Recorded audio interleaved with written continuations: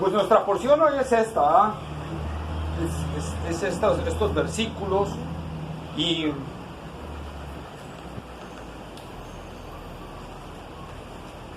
comienza, ¿verdad?, con el trasfondo de lo que nosotros hemos venido viendo. Para entender este pasaje, de estos versículos que están aquí, debemos de acordarnos de todo lo que hemos venido diciendo de Juan, ¿verdad?, y el contexto inmediato de lo que vimos, ¿sí? Por ejemplo, ¿se acuerdan el contexto? ¿Cuál es el contexto de Juan en sí? ¿En qué se resume todo? Vamos a Juan 20:31. Juan capítulo 20, versículo 31. Pero estas se han escrito para que creáis que Jesús es el Cristo, el Hijo de Dios, y para que creyendo tengáis vida en su nombre. Amén. Ese es el propósito del Evangelio, ¿verdad? El propósito general. Para que creáis que Jesús es el Cristo, el ungido, el enviado, el Mesías. Y para que creyendo, no solo que es el Cristo, sino que también es el Hijo de Dios. O sea, que es divino. ¿Sí? Tenemos que creer esas dos cosas. ¿Sí? Eso es muy importante en todo este panorama, y esto nos va a ir abriendo. ¿Por qué? Porque nos va enseñando tanto la reacción de los judíos, en todo el Evangelio de Juan, nos va enseñando la reacción de los judíos y la reacción de aquellos que son de él, como lo vimos cuando las ovejas, ¿se acuerdan? Las que no son ovejas y las que son ovejas. Las tres características de las ovejas, ¿cuáles eran? Escuchan mi voz y me siguen. ¿Y la otra? Yo las conozco. Yo las conozco, amén. ¿Verdad? Bien. Entonces, esas tres características, y eso siempre va a estar permeado en el Evangelio de Juan, siempre, siempre, porque Juan quiere dejar bien claro, cuando tú crees realmente con todo tu corazón que Jesús es el enviado de Dios y que es divino, entonces tú vas a tener una nueva vida. Es lo que Pablo dice, ¿verdad?, cuando habla en Corintios: el que está en Cristo es nueva criatura, las cosas viejas cambiaron, cosas son hechas nuevas. Entonces hay un cambio de vida, hay una transformación de vida, hay un antes y un después en la vida de aquel que ha recibido a Cristo Jesús. Y entonces Jesús termina de decir en el versículo 26, ¿verdad?, les dice: ustedes no creen porque no son de mis ovejas. Y luego vimos los versículos 27, 28 y 29, ¿verdad?, ¿quiénes son mis ovejas? Y entonces nosotros vemos inmediatamente la reacción de los judíos a las palabras de Cristo. ¿Cuáles fueron su reacción? ¿Aceptaron la palabra? No, tomaron piedras, Querían apedrearlo, ¿verdad? Querían apedrearlo. Y esa es la parte que nosotros tenemos que entender. Esa es la parte. La vida de una oveja se caracteriza por su respuesta a la palabra de Dios. La vida de no una oveja se caracteriza por su respuesta también a la palabra de Dios. Y aquí es muy importante porque Jesús culmina esta parte diciendo: yo y el Padre uno somos. ¿Sí? Ahí está hablando de su esencia divina, de su esencia divina de él. Esa es la palabra que nosotros tenemos que ver. El uno está en neutro, no en masculino ni femenino, está en neutro, significando una esencia, una sustancia. ¿Sí? El Padre y el Hijo son una esencia, una sustancia, lo mismo que dice Hebreos, siendo la esencia misma de su sustancia, ¿verdad? El Hijo es la esencia misma de la sustancia del Padre. Por eso Jesús dijo uno. Y somos, en el griego, habla de personas. O sea, nosotros creemos en un solo Dios, pero en tres personas. Y por eso es que Jesús dice que el que está en las manos de Él, está en las manos del Padre. Porque es una unidad que hay en ellos. Amén. Es al mismo tiempo esa parte, esa seguridad de cualquier oveja del Señor en cualquier parte del mundo, de que si está en las manos del Señor, a la vez está en las manos del Padre, y a la vez está en las manos del Espíritu Santo. Y no hay nadie en el universo más poderoso que nuestro Dios. Amén. Entonces los judíos entienden perfectamente estas palabras de Cristo, las entienden completamente, intentan, y dice ahí la palabra, intentan que volver a apedrearlo. Es la segunda vez que quieren apedrearlo y la cuarta vez que quieren matarlo, en todo el trasfondo que venimos viendo. ¿Por qué? ¿Por qué quieren matarlo? ¿Cuál es la razón? Porque le dicen, porque tú siendo hombre, te haces Dios, ¿verdad?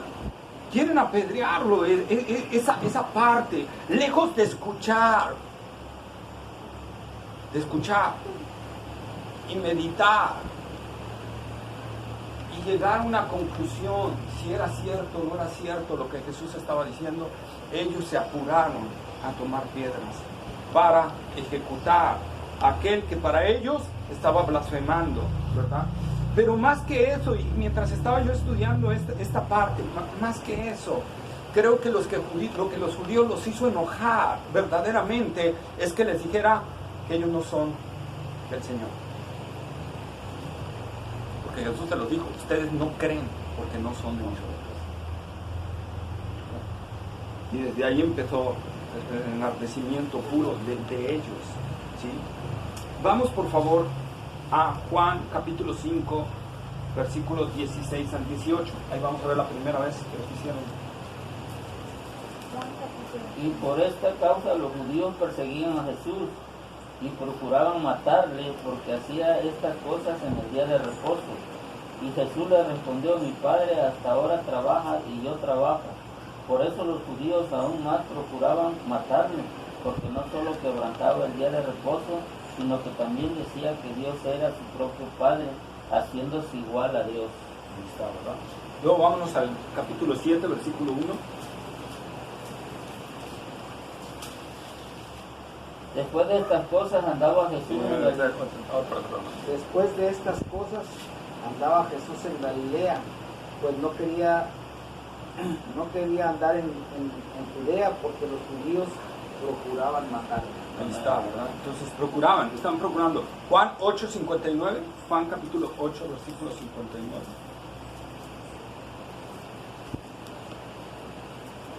Tomaron entonces, Adelante, Víctor. gracias. Tomaron entonces piedras para arrojárselas, pero Jesús se escondió y salió del templo y atravesando por en medio de ellos se fue. Ahí está, ¿verdad? Entonces ya. Y que nosotros vamos hallando va viendo un clímax que va creciendo de odio hacia Jesús, de rencor hacia Jesús. Porque en esta parte no solo quieren apedrearlo, sino lo agarraron, lo prendieron. Y de una manera que algunos comentaristas dicen, algo sucedió ahí, algo milagroso sucedió ahí, que Jesús se zafó de ellos y se fue. ¿Sí? Pero aquí en esta vez sí lo prendieron. Y sí, estaba el odio tan grande que se lo querían echar. Nosotros vamos viendo que cada día va creciendo y va creciendo y va creciendo y va creciendo ese antagonismo hacia Jesús. ¿Sí? Y muchas veces nosotros decimos, qué terrible los judíos. Pero esto también es una enseñanza para nosotros, recordando lo que dice la palabra de Dios, también no solo del Antiguo Testamento, sino del Nuevo, que todas estas cosas se escribieron para nuestra enseñanza. Hay una enseñanza para nosotros, ¿verdad? Muchas veces criticamos a los judíos y decimos, ¿por qué reaccionaron así?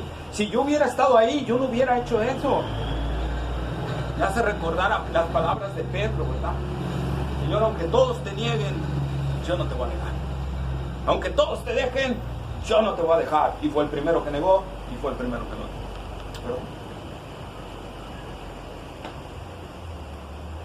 Pero aún más de esto, el contexto, hermano, nos habla de aquellos que no son ovejas, ¿verdad? ¿Cómo reaccionaron?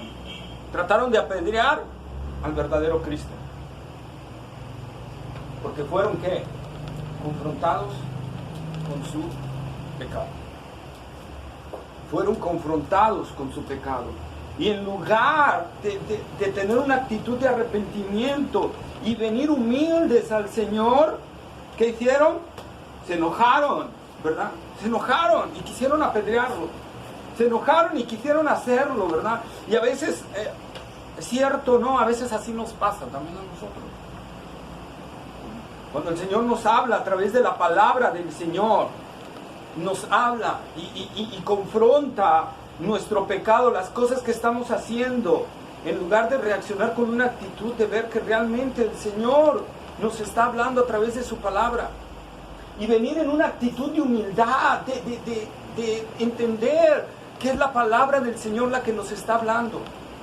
Amén. Y arrepentirnos de eso, reaccionamos de la misma manera que los judíos, ¿verdad? Reaccionamos con enojos, reaccionamos con mentiras, reaccionamos con hipocresías, reaccionamos alejándonos de la verdad, huyéndonos de la verdad. Y esa es la verdad. Nosotros podemos ver, ese es el trasfondo de Juan que nos viene diciendo. Desde el capítulo 1, ¿se acuerdan? Versículo 3 y 4, cuando dice, y la luz vino y las tinieblas no la quisieron, no la aceptaron. A lo suyo vino y los suyos no le recibieron, mas a todos los que le recibieron les dio potestad de ser hechos hijos de Dios. Siempre hay ese antagonismo, desde Juan 1 nos lo está diciendo, siempre va a haber ese antagonismo. Cuando Dios nos habla a través de su palabra, ¿verdad? A veces es fuerte, Señor. A veces solo queremos mensajes que nos consientan, ¿verdad? Y rechazamos todo aquello que nos confronte. Cuando nosotros hacemos eso, estamos apedreando la palabra de Dios. Estamos rechazando. Hechos 7:51.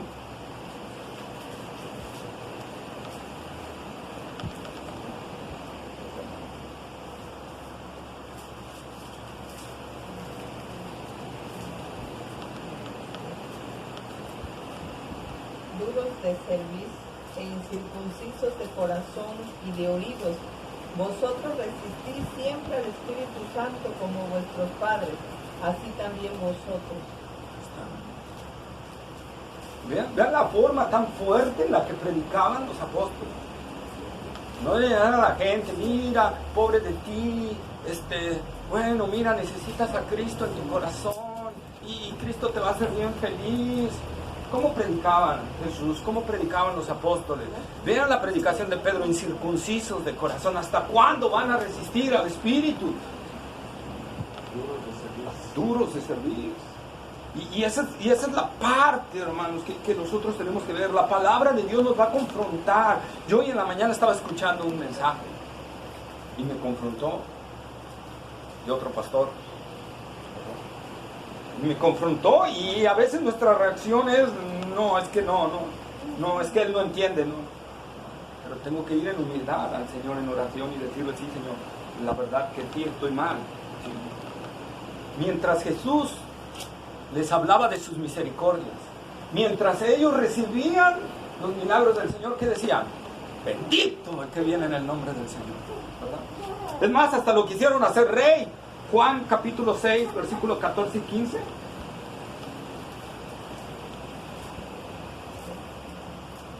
Seis, 14 y 15. Adelante. ¿Me llamáis? Ya me perdí. ¿Me llamáis? ¿Verdad? No. 6, 14 y 15. Adelante. Aquellos hombres entonces, viendo la señal que Jesús había hecho, dijeron: este verdaderamente es el profeta que había de venir al mundo. Pero entendiendo Jesús que iban a venir para apoderarse de él y hacerle rey, volvió a retirarse al monte del sol. Amén. Entonces, vean, lo quisieron hacer rey porque les dio el alimento gratis. Recibieron la bendición y la misericordia del Señor y dijeron: wow, este es el Jesús que queremos. ¿A poco no es el Jesús que quiere la gente? Un Jesús que los salve, un Jesús que les bendiga, que los haga millonarios, que les dé el dinero, que les dé la comida. Si nosotros predicamos ese Jesús, la gente va a estar enamorada. Por eso hay iglesias que se llenan tanto de un Jesús así. Pero cuando Jesús confrontaba con el pecado, la gente que hacía, ay, nos vemos, Jesús, estás loco, ¿verdad? Querían apedrearlo. Y fueron creciendo en odio, hasta que llegaron a matarlo. Hechos capítulo 2, versículo 36.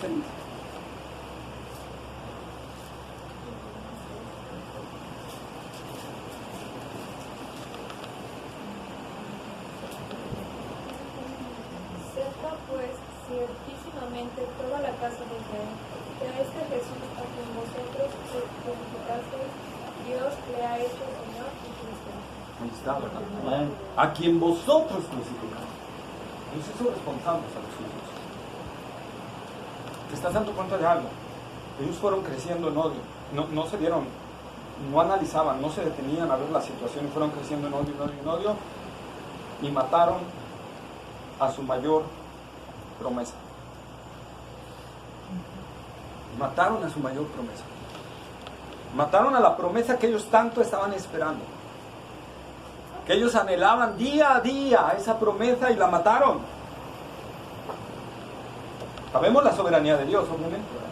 Fue por disposición de Dios, pero hay responsabilidad humana. Como vemos aquí, Pedro está diciendo que Dios se está responsabilizando a los judíos. Mataron su mayor promesa. Cuando nosotros oímos la palabra del Señor, oímos la palabra de Dios, que nos está confrontando, nos está hablando acerca de un área, y nosotros rechazamos esa área, ¿qué sucede, hermanos? Pues estamos haciendo lo mismo que los judíos, lo mismito. Y como vimos el domingo acerca de la inmutabilidad de Dios, podemos saber cómo va a reaccionar Dios. Y no va a reaccionar diferente de los judíos que de nosotros. Porque Dios es inmutable. Dios no cambia. Y por eso es lo bueno. Por eso tienes ese libro en tus manos. Ahí está su palabra. Ahí está todo de Él. Ahí puedes conocerlo a Él. Ahí puedes saber que Dios es amor, que Dios es misericordia, que Dios es bondadoso. Pero también tienes que saber que Dios es santo, que es justo, que se enoja, que castiga, que disciplina. ¿Verdad? Entonces, amados hermanos, nosotros estamos a veces rechazando o evadiendo a Cristo mismo, porque Cristo es el Logos de Dios, es la palabra de Dios. Cuando nosotros rechazamos que Dios nos hable en algo y lo rechazamos, nosotros estamos rechazando a Cristo. Cuando nosotros rechazamos la palabra del Señor, nosotros rechazamos a Cristo. Cuando nosotros no queremos obedecer en todo al Señor, no estoy hablando de perfección, estoy hablando del deseo real de querer obedecer al Señor. Estoy hablando de ese deseo real que debe haber en cada uno de nosotros. Pero cuando yo digo no lo voy a obedecer en esto, lo voy a obedecer en un 90%, pero en un 10% no. Yo estoy rechazando la palabra de Dios.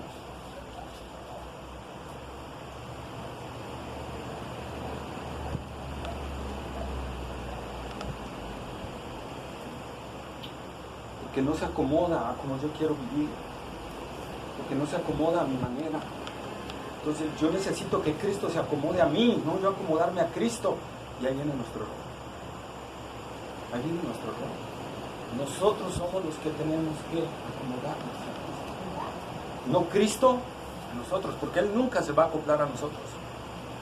Nosotros tenemos que acoplarnos a Él. Esa es la maravilla, hermanos, de esto. Y nosotros no solo lo podemos ver en Juan, no solo lo podemos ver en Juan, lo vamos a ver en todo en la Biblia, en toda la Biblia. Absolutamente todo. Vamos, por ejemplo, a 2 Corintios capítulo 13, versículo 5.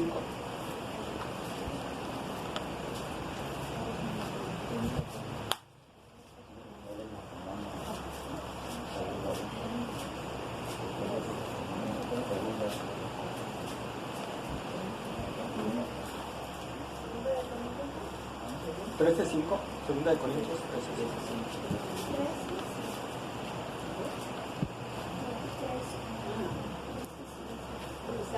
Examinaos a vosotros mismos en la fe, probaos vosotros mismos, o no os conocéis a vosotros mismos, que Jesucristo está en vosotros, a menos que estéis reprobados. Pablo hablando de la iglesia de Corinto, ¿verdad? Pues tenía un desorden y Pablo les dice, exactamente, vean si realmente están en la fe. La vida cristiana es una vida de examinación continua de nuestro corazón. Ver si estamos en obediencia a la palabra del Señor. Y ahí lo está diciendo, y te lo está hablando, es su segunda carta a los Corintios. Gálatas 1:10, Gálatas capítulo 1, versículo 10. pues busco ahora el favor de los hombres o el de Dios, o trato de agradar a los hombres, pues si todavía agrada a los hombres, no soy el siervo de Cristo. Ahí está, ¿verdad? Esto es algo importante. Yo les decía, por ejemplo, a veces, hermanos, predicar esto para un pastor es difícil. Inclusive ayer que me reuní con unos pastores, estábamos platicando así de diversos temas, ¿verdad? Con uno de ellos, y a veces les decía, hay temas que a veces son difíciles para un pastor. Son difíciles. Pero a veces es aquí como Pablo, cuando dices, ¿qué quiero hacer? ¿En realidad qué quiero hacer? ¿Quiero agradar a Cristo o quiero ganarme el favor de los hombres? Porque no puedo hacer las dos cosas. O agrado a Cristo o agrado a los hombres. Pero si agrado a los hombres, ¿qué hago con Cristo? Lo desagrado. Y si agrado a Cristo, voy a desagradar a la mayoría de los hombres, ¿verdad? Es ahí donde a veces, hermanos, dijera ahí el doctor Miguel Núñez, que hablaba acerca del púlpito fiel. O sea, es ahí a donde a veces se ve un púlpito fiel, a veces el pastor tiembla, pero tiene que hablar el tema que no le gusta hablar. Estos temas no son agradables, pero hay que hablarlos. Y es cuando dices, bueno, ¿a quién tengo que agradar? ¿A mi congregación o tengo que agradar al Señor? Y todos tenemos que agradar al Señor. Cuando tú eliges adular a alguien, tú estás diciendo desagradar a Cristo. Cuando tú no le das el consejo de la palabra de Dios a alguien para que no se enoje contigo, tú estás desagradando a Cristo. Cuando tú quieres quedar bien con alguien, sacrificando la verdad, porque esa persona no se sienta mal, ¿qué estamos haciendo? Desagradando a Cristo. Nosotros podemos ver aquí, si Cristo hubiera sido como muchos predicadores hoy en día, no lo hubieran crucificado. No lo hubieran crucificado. Por eso Jesús dijo que el camino es angosto, es difícil, no es fácil el camino del cristiano, es difícil. Pero es el que nos lleva a la vida eterna. Es el que nos lleva a la vida eterna. No hay otro camino, no hay un atajo para ir a la vida eterna. Efesios capítulo 6, versículo 6. Efesios capítulo 6, versículo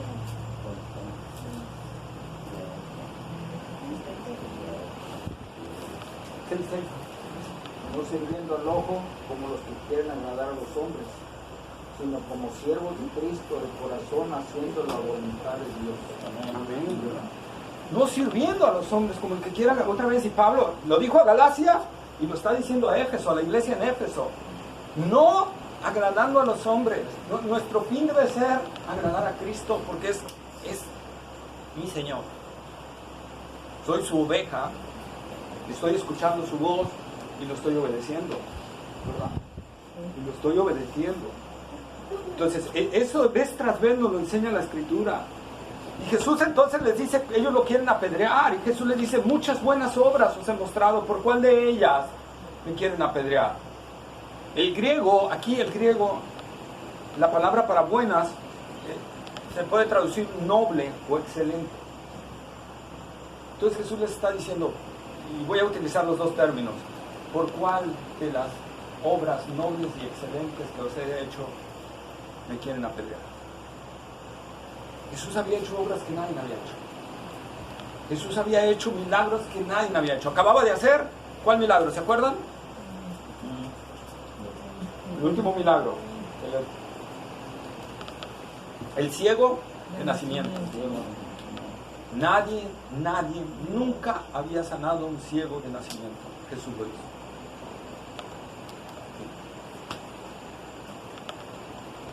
Nadie nunca había hecho los milagros que Jesús hizo. Y va a ser uno más adelante que tampoco nadie hizo. La resurrección de Lázaro, ¿verdad? En estado de putrefacción. Y lo resucitó completo, ¿verdad? Entonces, Jesús, sus obras estaban diciendo eso. Pero no solo el poder de sus obras, sino la cantidad de ellas. Ustedes vayan a Elías y cuenten las obras que hizo Elías. Y están contadas. Vayan a Eliseo, que hizo el doble, y están contadas, porque se sabe que fueron el doble, ¿verdad? Vayan a Moisés, el más grande profeta en Israel, y están contadas las obras. Pero vayan a Cristo, y Juan dice, si se escribiera todo lo que Cristo hizo, no alcanzaría el papel, el papiro para escribirse, ni en la tierra para almacenar lo que Jesús hizo. Entonces, imagínense a alguien que está haciendo milagros y milagros y milagros y milagros y milagros, y la gente, los judíos, en vez de ver eso, ¿qué hacían? No, pero, bueno, te acepto, pero si eres el Mesías conquistador. Te acepto si me das lo que yo quiero. Tienes que arrepentirte de tus pecados, tienes que cambiar de vida. Ah, no. Y era su promesa. Era la promesa de ellos, y lo rechazaron.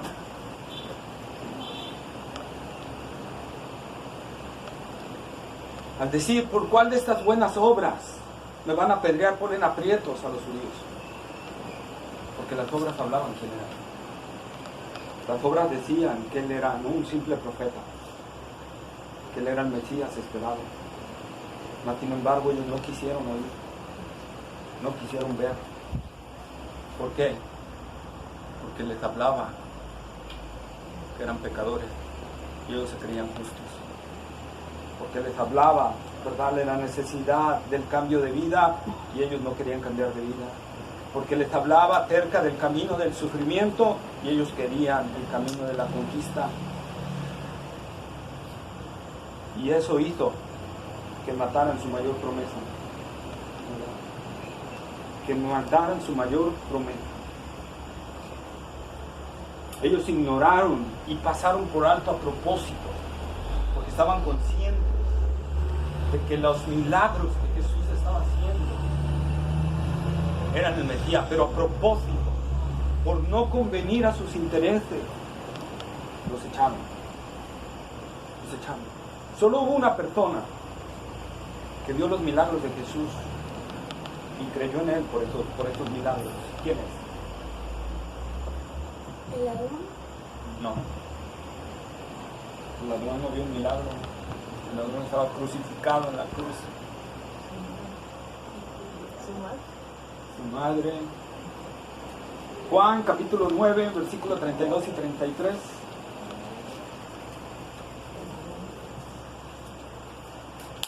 Si no viniera de Dios, no podría ser. Respondieron y le dijeron, tú naciste del todo en pecado y nos enseñas a nosotros, y le expulsaron. ¿Quién era? El ciego. El ciego de nacimiento. ¿Qué dijo antes? No sé. Es que no sabemos de dónde venga. Pues eso es lo maravilloso, que no sabemos de dónde viene ni nada de él. Pero yo era ciego y ahora veo. Y nunca se ha oído que un hombre sane a un ciego de nacimiento. Él creyó por la obra del Señor. Él creyó por la obra del Señor. Él creyó por eso. Pero el pueblo judío era tan orgulloso y tan soberbio que no tomaron en cuenta las obras. ¿Sí? Juan 5:36.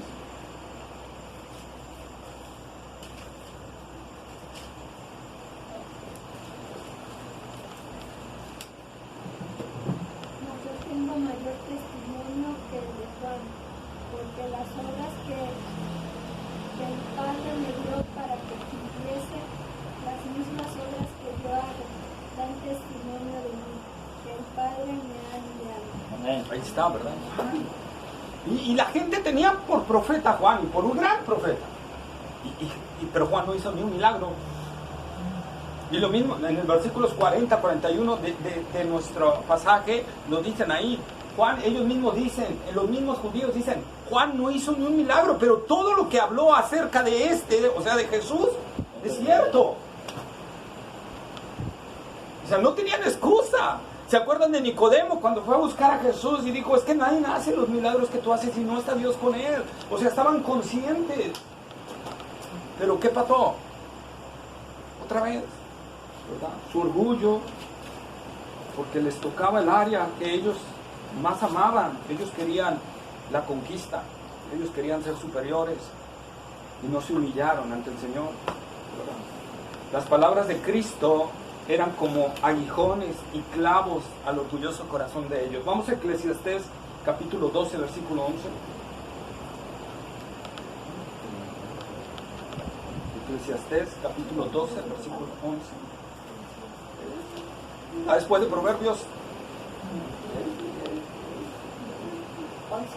12, 11.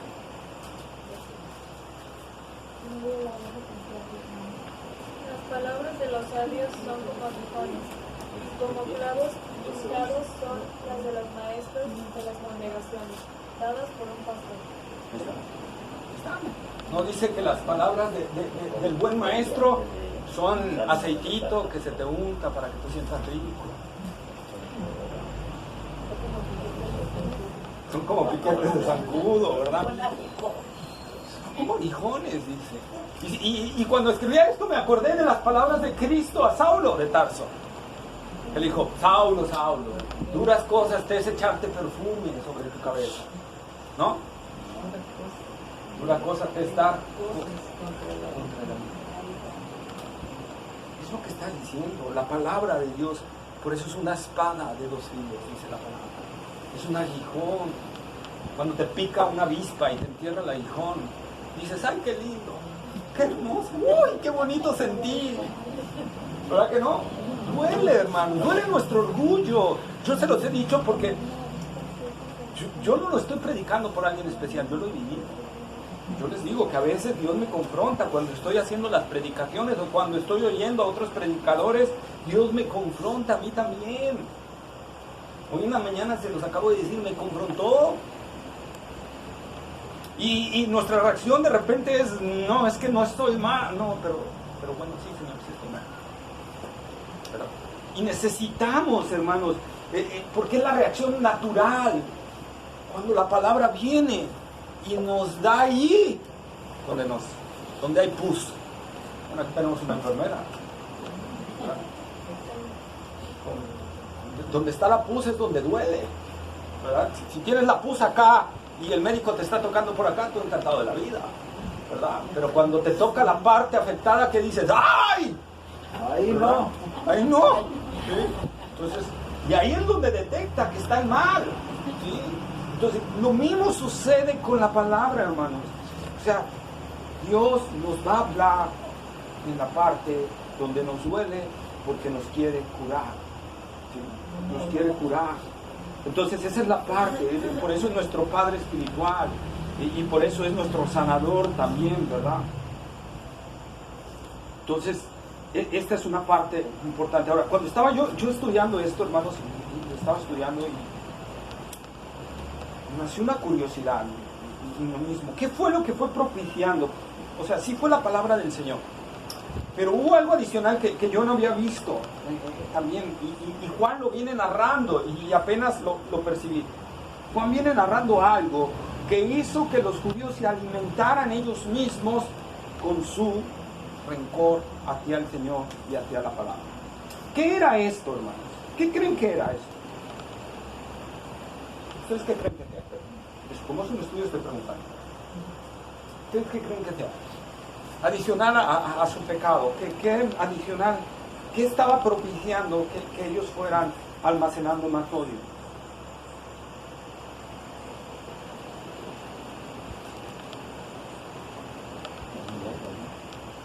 Porque fíjense que había judíos que sí creían. Inclusive nosotros vamos a ver en Hechos, ¿verdad? Cuando Pablo entra a Berea y predica el Evangelio y dice, y los de Berea eran más nobles que los de Tesalónica. ¿Pero qué hicieron los de Berea? Buscaban si era cierto. Veían si era cierto, ¿verdad? Exactamente, las escrituras, indagaban en las escrituras para ver si era cierto lo que Pablo decía. ¿Qué sucedía con los otros judíos? No escudriñaban las escrituras, pero adicional a eso, hermanos, adicional a eso que no escudriñaban las escrituras, nosotros vamos a encontrar ahí varias veces. ¿Qué será esta palabra? No, ese es Chisme. Chisme, murmuración. La murmuración y el chisme, hermanos, alimenta la pasión negativa a la palabra del Señor. varias veces nosotros vamos a encontrar esto, tanto en otros evangelios como en Juan. Por ejemplo, vamos a Lucas 5:30.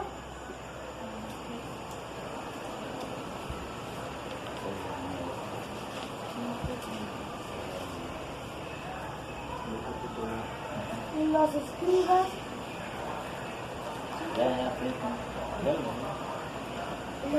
y los fariseos murmuraban contra los discípulos diciendo: ¿por qué coméis y bebéis con publicanos y pecadores? ¿Qué hacían? Murmuraban.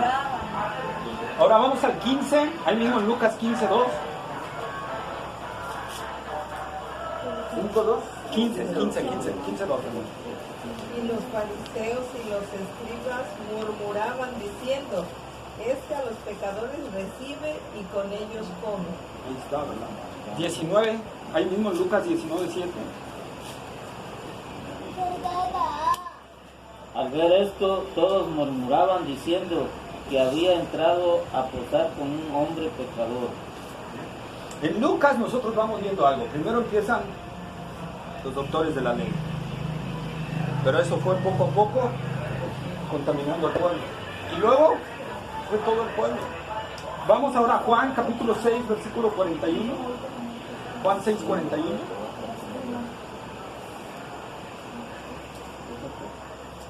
Murmuraban entonces de él los judíos porque había dicho: yo soy el pan que descendió del cielo. Ahí está, ¿verdad? Empezaban a murmurar. No vamos a ver todas las citas porque nos vamos a tardar mucho, pero la última, ahí mismo en el capítulo 6 versículos 60 al 62. Por eso muchos de esos discípulos, cuando oyeron esto, dijeron: dura es esta declaración, ¿quién puede escucharla? Pero Jesús, sabiendo en su interior que sus discípulos murmuraban por esto, les dijo: esto os escandaliza, pues que si vieras al Hijo del Hombre accederse a donde antes estaba. Amén, ¿verdad? Entonces, Jesús sabía que ellos estaban murmurando. ¿Dónde? En el interior de quiénes, no de Cristo, sino de los discípulos. En el interior se estaban cuchicheando. Y entonces, ¿qué provocó? Si nosotros siguiéramos leyendo, que muchos discípulos se fueran, se retiraron. La murmuración, hermanos, va a traer ese tipo de detalles. Satanás va trabajando poco a poco en los corazones y al tiempo termina en algo catastrófico. No es solo lo de Jesús. Vámonos a la salida del pueblo de Israel de Egipto. Nosotros leemos Éxodo, Levítico, Números, Deuteronomio. Vamos a ver el pueblo constantemente que murmuraba. ¿Y qué sucedió? Querían regresar a su pueblo. Pero ¿qué sucedió? Al final, ¿qué sucedió? Y no entraron a la tierra. Toda esa generación se perdió. Solo, fíjense, ¿cuántas familias salieron de ahí? Calculo que alrededor de 60,000 familias salieron de Egipto. ¿Cuántas familias entraron a la tierra prometida? Dos de las que salieron. Hablo que la generación posterior entró. Dios dijo, aquí va a entrar. La generación que nació en el desierto entró. Pero la generación que salió de Egipto a la tierra prometida, de las casi 60,000 familias, solo 2 familias entraron. ¿Por qué? Porque constantemente murmuraban. La murmuración es terrible, hermanos. No va a dejar que lleguemos a las tierras de las promesas. La murmuración va a hacer que no lleguemos a la tierra de las promesas. Vamos a poner que eres un verdadero cristiano.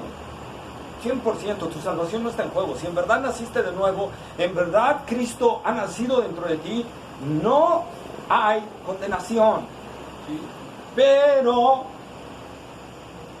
puedo no entrar a la tierra de la promesa en esta vida. ¿Cuántos anhelamos alguna promesa del Señor o varias promesas del Señor?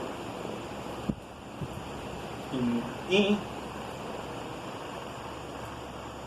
el pueblo de Israel ya casi estaba entrando. Cuando Dios les dijo, regrésense al desierto, porque esta generación no entró.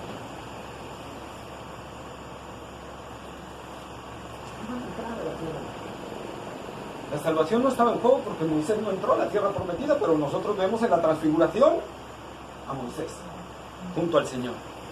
Moisés fue salvo. Pero ¿qué perdió Moisés? Las promesas. Las promesas en esta vida. Eso es lo que tú quieres. ¿Quieres las promesas del Señor o quieres perder las promesas del Señor en esta vida? Nosotros podemos ver cuál fue la diferencia entre esas dos familias. ¿Cuáles fueron? ¿Se acuerdan quiénes fueron? Josué y Caleb también. ¿Cuáles fueron las diferencias de esas dos familias con respecto a todas las demás familias? Creyeron en la promesa y confiaron y ¿Fueron salvos? obedecieron. Aunque a veces, a lo mejor, como hombres, hermanos, como hombres se los digo, y yo aquí se los voy a decir delante de ustedes. Yo ahorita, por ejemplo,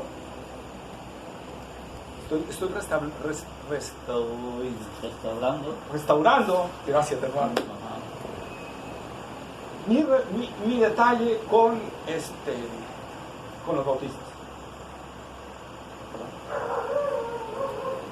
Yo como vengo, si yo en algo hice mal, vengo a pedir perdón. ¿Por qué? Porque Dios me ha hecho entender una cosa, hermanos. Ellos en su momento, ¿qué fueron? Para mí, mi autoridad. Y a veces, hermanos, no meditamos en eso. Si nosotros vemos la mayoría de las veces, la gran mayoría de las veces, la murmuración contra quién fue en Israel. Contra Moisés. Porque, hermanos, somos los líderes, somos imperfectos y vamos a cometer muchos errores. Y eso va a propiciar a que Satanás venga y a la congregación le empieza a ¿qué? A susurrar. Empieza a murmurar. Empieza a hablar con otros. Y eso sucede, hermano. Y entonces empieza a nacer una rebeldía en nosotros. Aunque aparentemente tengamos la razón. Vemos a Josué y Caleb. ¿Qué hacía? Josué y Caleb. Ahí firme, obedeciendo. A lo mejor, como les decía, y por eso les daba esta. A lo mejor no entendían algunas cosas de Moisés. A lo mejor decían, caray, ahora Moisés como que, ay, Señor, bueno, pero ay, ¿verdad? Ahí vemos a Josué inclusive subiendo al monte, porque Moisés había dicho subamos todos, y Moisés sube con Josué, y Josué hasta donde le dijo Moisés, hasta ahí se quedó, y Moisés subió. Pero Josué, vamos a ver siempre una característica. ¿Cuál era la característica de Josué? Obediencia y fe. No por nada fue el sucesor de Moisés. Porque Dios no va a poner a suceder a alguien que no esté sujeto. Y eso precisamente platicábamos ayer con los pastores allá, y ellos me decían, yo ahorita estoy también en ese ámbito, hermanos, de oír las voces de gente de experiencia, ¿verdad? Y entonces ellos nos contaban, y salió este tema, así, y él me comentaba, este hermano que estaba allá, y me decía, mira, Edgar, a mí igual recurrí a alguien de más experiencia que yo. Cuando yo inicié, recurrí con alguien con más experiencia que yo, y me pegó unos jalones de oreja y yo hasta dije, ay, ¿verdad? Porque a veces no entendemos, hermanos, ni nuestros roles los entendemos bien, y entonces esto, el no entender esto puede cortarnos de las promesas del Señor. Por ejemplo, hay una promesa del Señor para la iglesia. ¿Cuál es? Las puertas del Hades no prevalecerán contra la iglesia. Sin embargo, Éfeso desapareció. La iglesia en Éfeso porque Dios no cumplió su promesa, como vimos el domingo, no, porque la iglesia cambió de iglesia. Podemos desaparecer, ¿no? Si no entendemos esta parte. ¿Y qué pasó con la congregación de Israel? Desapareció. ¿Qué pasó con el pueblo aquí? Fíjense, los judíos querían apedrear a su promesa. Increíble. Pero querían apedrearla. A veces no nos damos cuenta, y me incluyo en nuestro orgullo, no nos damos cuenta que estamos apedreando nuestras propias promesas. Nuestras propias promesas. Tenemos que venir realmente ante el Señor. Salmo 106, 24 y 25.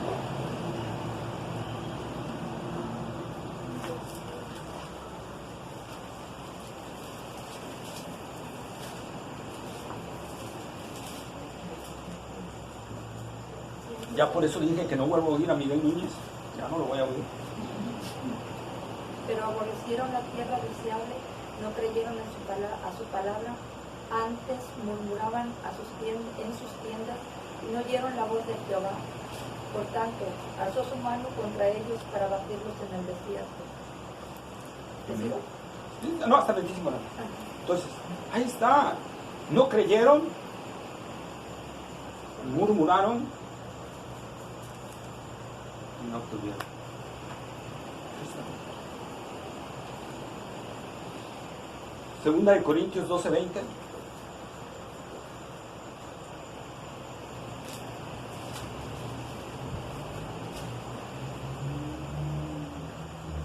Pues me temo que cuando llegué no os hallé tales como quiero, y yo sea hallado de vosotros, cual no queréis que haya entre vosotros contiendas, envidias, iras, divisiones, violencias,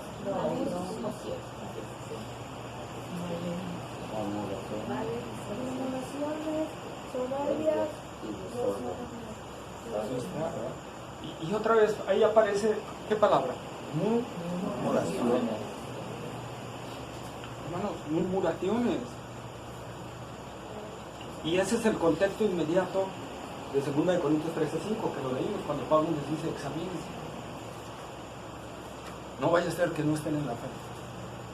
Y ese es el contexto de Hebreos, cuando les dice, hermanos, véanse, no vaya a ser que haya dentro de vosotros un corazón malo de incredulidad. Judas, la epístola de Judas, capítulo 1, versículo 16.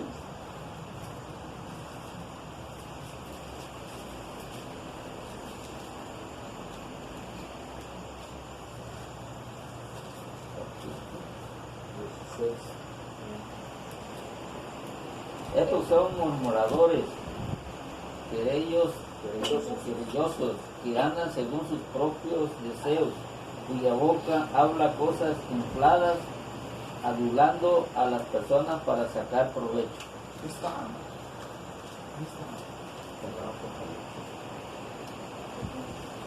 Y cuando yo estaba haciendo todo esto, ¿cuál es hermanos, la verdadera intención de mostrar esto? Primero, porque Dios me lo mostró aquí en la palabra y me confronta a mí primero. En segunda, y aquí lo pongo, porque aunque no lo crean, pues los amo a cada uno.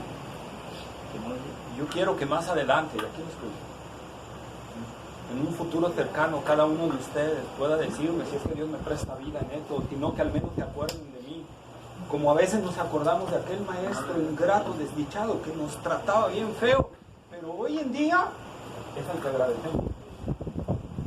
Que hoy en día es el que le decimos, y a los que nos trataban bonito y nos dejaban echar la flojera y todo eso, dicen, malvado maestro, no aprendí nada por él, ¿verdad? Pero en ese tiempo, ¿qué decías?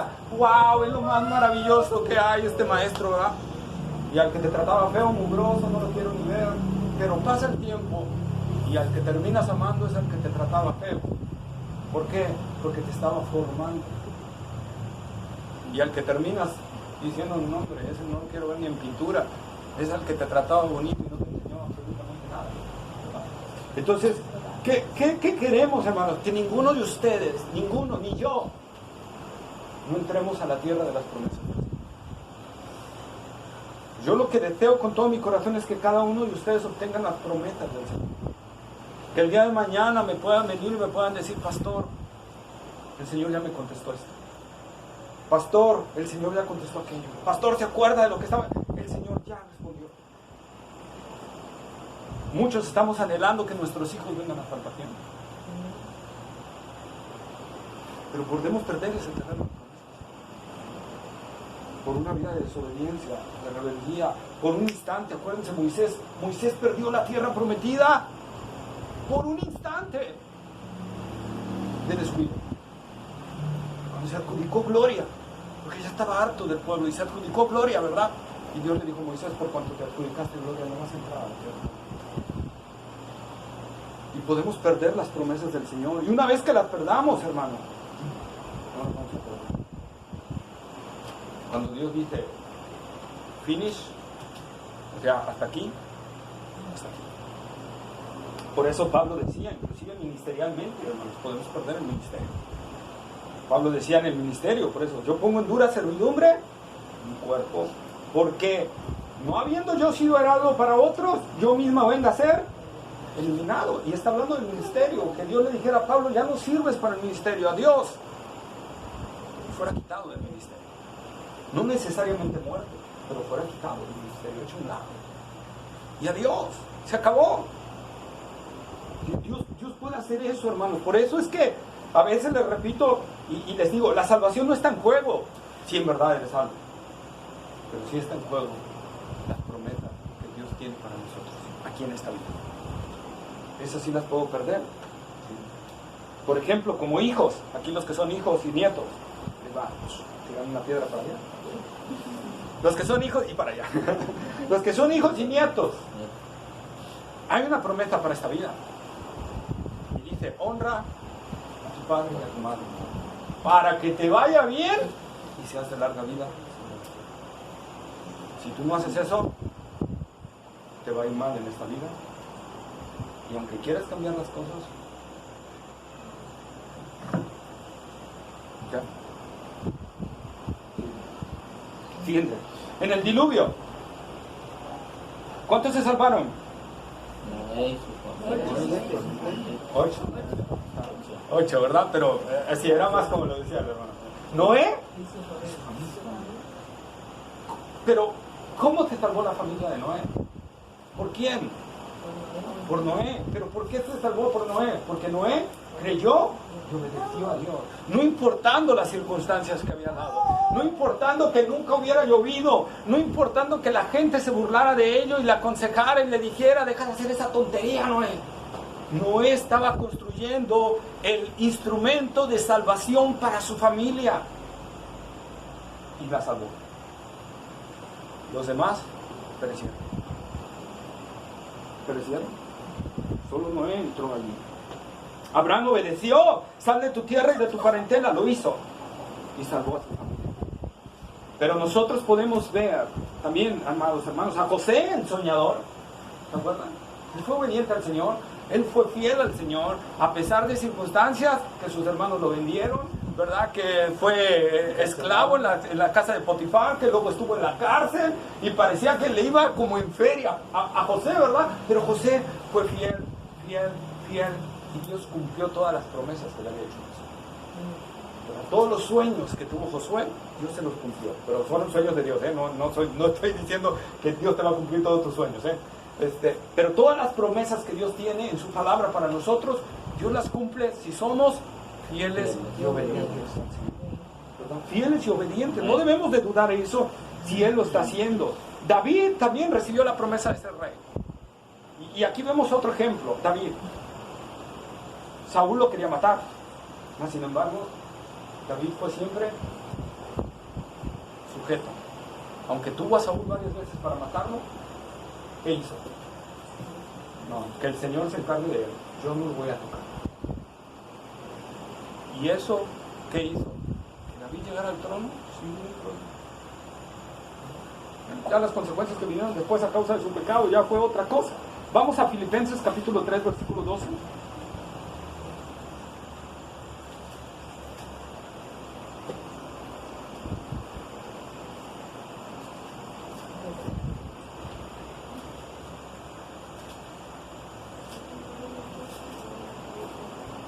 no que lo haya alcanzado ya, ni que ya sea perfecto, sino que prosigo por ver si logro hacer aquello para lo cual fui también asido por Cristo Jesús.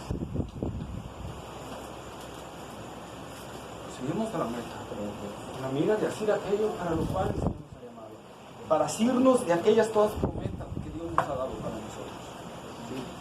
Repito, los judíos esperaron su promesa, la crucificaron y al final les fue terrible. Sabemos que pocos años después, 40 años después, ellos fueron masacrados y expulsados de su tierra y vivieron errantes hasta 1948, que volvieron a ser nación. Entonces, eso es lo que yo deseo, hermano, que todos y cada uno de nosotros entremos a la tierra de las promesas, cumplida, viendo al Señor. Yo me encantaría oírlos y oír, pastor, ya salvó a mi esposo, ya salvó a mi esposa, ya mis hijos están en el Señor, le están sirviendo, pastor, ahí está, ¿verdad? El trabajo que quería, en este detalle, el Señor suplió.